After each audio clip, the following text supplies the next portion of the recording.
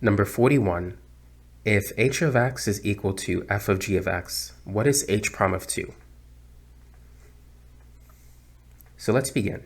Here we have a composite function, f of g of x.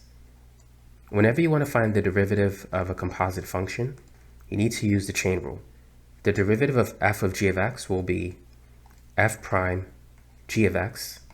So first we need to take the derivative of the outer function f, and then we're going to multiply by the derivative of the inner function g.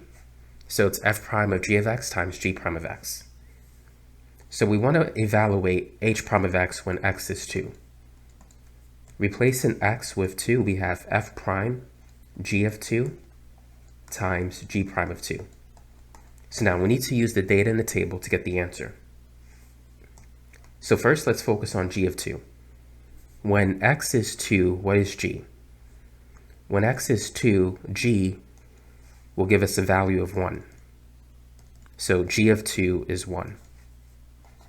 So let's replace g of 2 with 1, and so we have f prime of 1.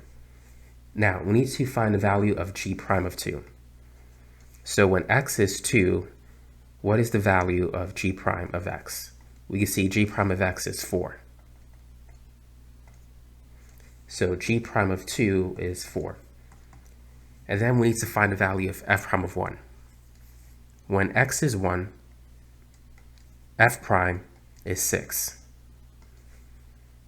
So h prime of 2 is going to equal 6 times 4, and that will give us an answer of 24. So answer choice C is the right answer.